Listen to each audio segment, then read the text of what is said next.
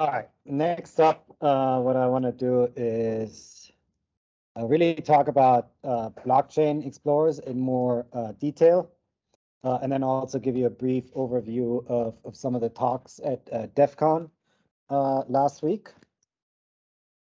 And so we already pulled up the Block Explorer several times, but it is really the go-to tool to understand the state of the blockchain, transactions that are submitted, accounts and contracts. And it makes all that information available through this UI interface, but to Colin's point, there is also an API. So if you go to more and then API documentation, it gives you essentially API access. And Etherscan, you get API access for free. It's rate limited. You only have to pay if you exceed that. But it contains very similar information that is exposed kind of in the UI. So let's go through the UI here briefly. So on the main page, what you first will see is essentially the blocks that get mined. You see here essentially the timestamps associated with the blocks.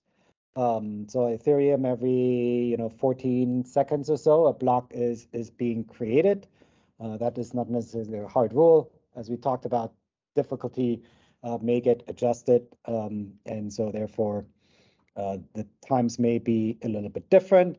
You can see who got the fees and how much. You can go into the block. You can then review essentially all the transactions that were part of the block. And then you see all the transactions here. So that's kind of the main one. Okay. Then for every single transaction, so let's jump into a transaction here. So here's the transaction hash. You see when it was mined, so just a couple of minutes ago. The from address, so there's always a from and a to address. The to address could be another EOA. EOA is an externally owned account, meaning there is no code associated with it. It's not a smart contract, or it could be a smart contract. And Etherscan makes that all, very visible, right? You don't need to worry, hey, is this a contract or not? It just shows it. So it does a lot of kind of work for you. So you have the from address, and then in this particular case, a contract was invoked. And as you see here, it decorates the addresses with tags. And tags managed by Etherscan, they don't exist on chain. Really, company behind Etherscan just adds tags. See here, and they also include information about attacks. So if there's an attack on chain, then they go in and tag that particular attacker address with, hey, inverse financing exploiter. And so it's a great source of labels and information about attacks. So let's go into a transaction here. Oh, here's a funny one. This is kind of funny in the blockchain context.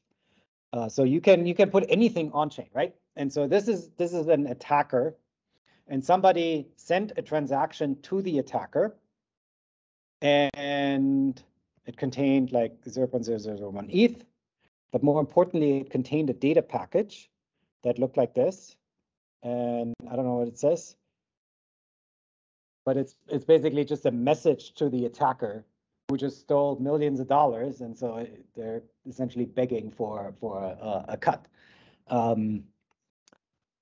So that happens if you send an EO, like a transaction from EOA to another EOA. You can include data still, but that data is not getting processed. And the way you see that on chain here, it basically has that little star next to the function. But here, let's look at a approve transaction. So here we have the exploiter that talks to the wrap BNB token, which is an ERC20 token, and it calls the approve function on that contract. And EtherScan again makes that very readable. It basically says, hey, the approve function was called with these two parameters, spenders and amount. And basically what this transaction did, it approved this address to spend wrap BNB tokens.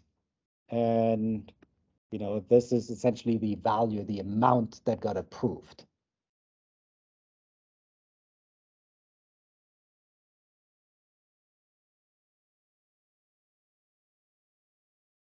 It just kind of presents it in a different way. But if you were to look at it in on-chain, like looking at the raw transaction, there's going to be a field called input or data, and it will look like this. You have really no idea what it represents. And so again, EtherScan makes that more readable. What else? The other thing is there's a tab here called logs, which is essentially then lists all the events that were emitted during the execution of that transaction.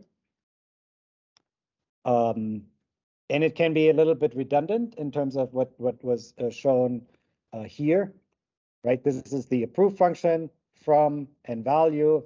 And if you look at logs, it essentially has the same information. But a contract can, of course, emit a ton of events. So let me see whether I can find one that is a little bit more intense. Let's look at this one. Start. So here you see essentially logs, 54 entries. And so that really allows you to get a sense of the activity of the contract as it executes. And so here you see a whole bunch of transfers and approval, add liquidity, etc. And those events are getting emitted by each of the contracts that were touched. So if you have a contract that calls another contract, right? Every of these contracts could emit events, and then they're visible here in the event log.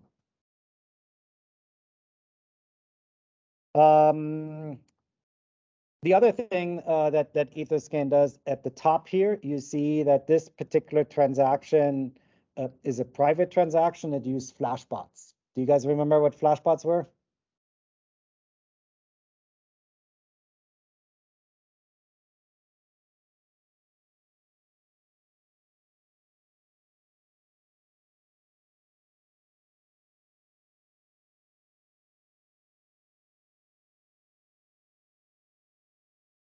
That's right.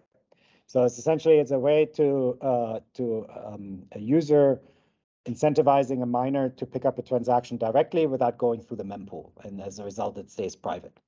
And so again, EtherScan tags that for you, saying, "Hey, this transaction wasn't in the mempool, but was using flashbots to get mined." Then you also see on the state tab, essentially how the blockchain state changed as a result of this contract execution. And so you see, for instance, that this account after this transaction has lost almost 0.1 ether. So before they had 0.86, and after they had 0.76. Now, when you're looking at token balance transfers, this Blockchain Explorer does not give you great information. block. What is better is the block sec explorer. Let me see whether I have it. Just a second. Yeah, here's the block sec explorer. So let me take the same transaction and put it over there.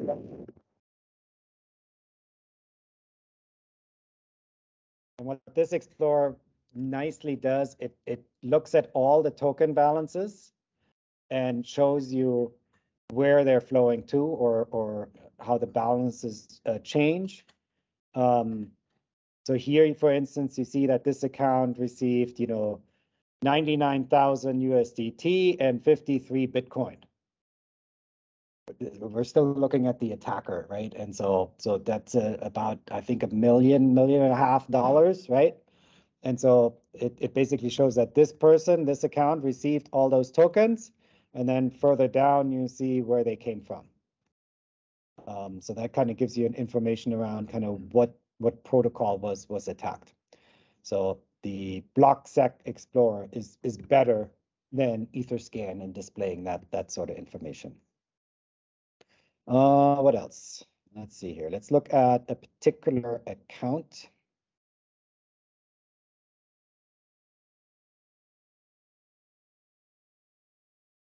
So here we're looking at an EOA, and we see all the transactions. And then there's additional tabs that appear that show the ERC token transfers. Again, it is much more readable because now you see, instead of, hey, let's say a transfer, right, where Ether is 0, transfer tokens, right, Ether is 0. You don't really know what's happening here. Because if an ERC20 token transfer occurred, then that's only stayed within the ERC20 contract.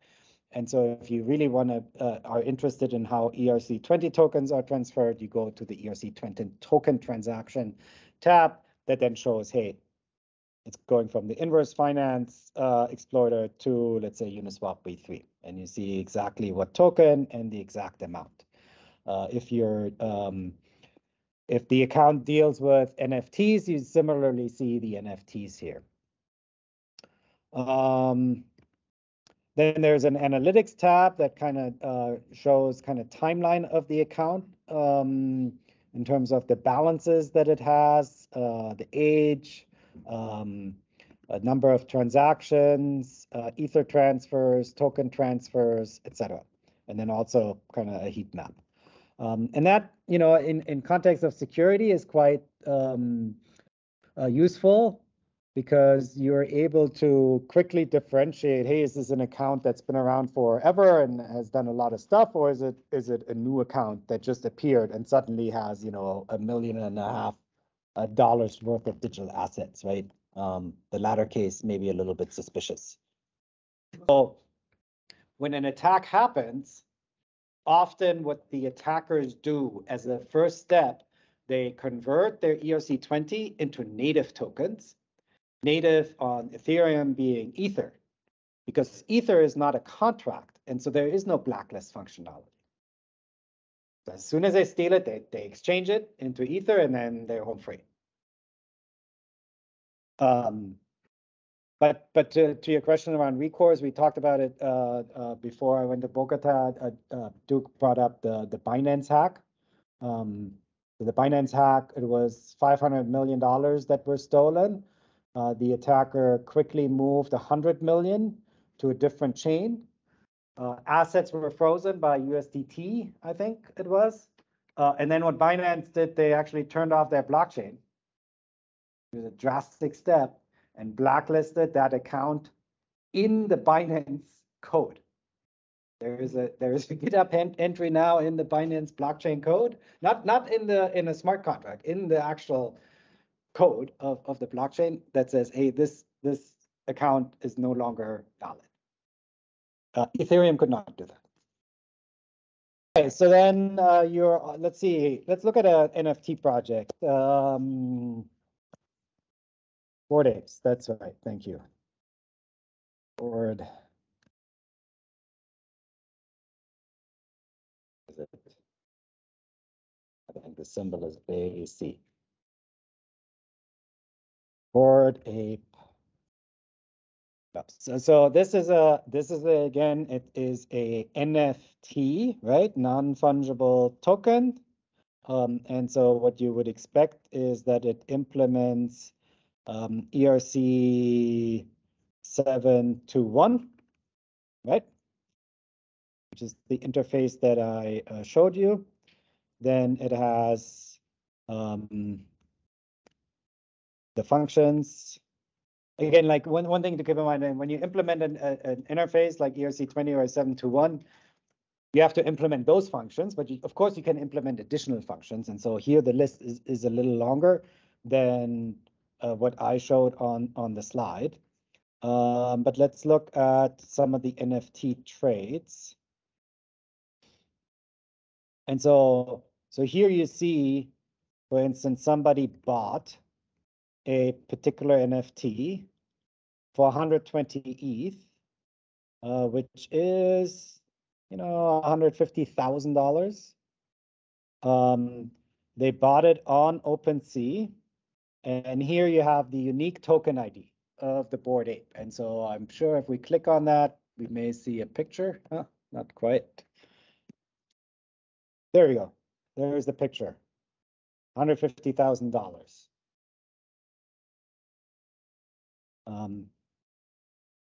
But again, like what is really nice here, now you see that particular ape and you see the entire history of that particular ape, who owned it. You see a lot of the .eth addresses because I think the NFT community utilizes ENS much more heavily, given that there is maybe some reputation associated with ownership and trading in that space. And so you can see what happened to this particular ape over time. Let's see what else we can find out. So this was, here we go. So this is the Bored Ape Club. We can go to inventory. Oh, here we actually see all the different apes and the prices associated with it. And now you can also go to holders, which essentially gives you information about who holds all the apes and how many they hold. And so there's, for instance, Dinglaling.eth, who owns 105 apes. If the floor price of an ape is, $50,000, that's a lot of apes they have. Some of these addresses may be related to excuse me, protocol. So let's take a look at this particular address. This is the, hang on.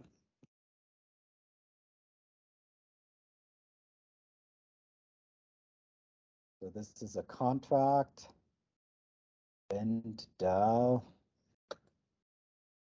bound NFT, bound NFT. So this is likely to be a, explain it, a NFT pool that then mints tokens to have fractional ownership. So, Mark, you have $100,000 to buy an ape? No, okay. But you wanna own a piece of an ape, right? Yeah, sure.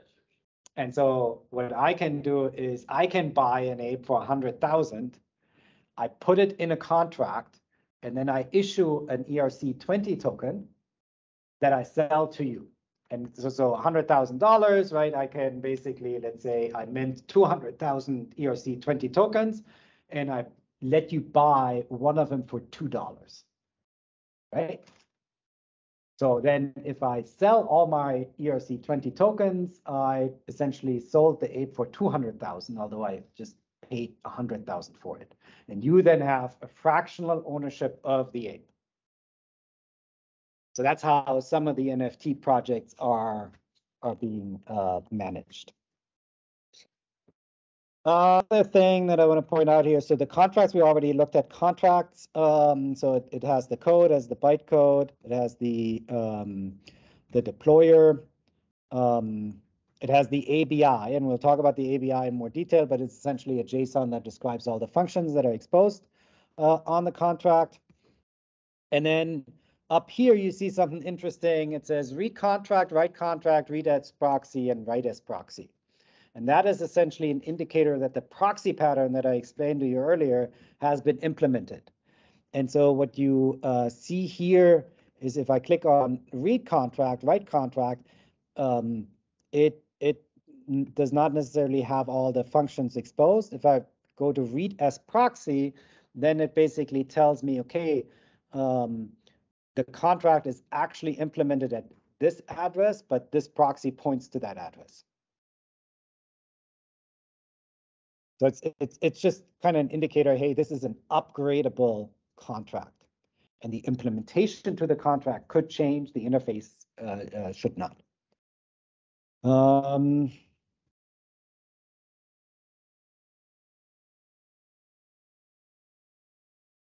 I think that was kind of a whirlwind tour of Block Explorer. What I encourage you all to do is take a look at Block Explorer, click around, maybe have some questions that you want to ask yourself, like, how many CryptoPunks are out there, and when were CryptoPunks created? How many owners are there of CryptoPunks? Things like that. There was another kind of topic that was on top of mind for the Ethereum community after the merge, which was account abstraction. And account abstraction is essentially the concept of getting rid of EOAs. And the reason for that is, as I mentioned earlier, an EOA is controlled by one private key. You have that key, you can do everything. If you don't have that key, you cannot do anything. And so just like a multi-sig creates a more intelligent kind of account model, account abstraction is supposed to take that to the next level, where you're able to create security policies around the account. So you can envision that you have an account, a smart account, where you can say, I want to have permit any transfers under a value of $10. But if the value exceeds $10, I want multi-sig, right? Or I want this account to be able to interact with these DeFi protocols, but not with all smart contracts. And so there's a whole bunch of policies that you're able to define with this new concept of account abstraction. Also, key recovery. Today, all of you have your private key either on your computer, and maybe you have it written on a piece of paper, the seed phrase. Yeah. But if you lose any of those, if your computer crashes and you lose that particular seed phrase, then your digital assets are gone. And so account abstraction allows to create better key management solutions that would allow for key recovery. All right.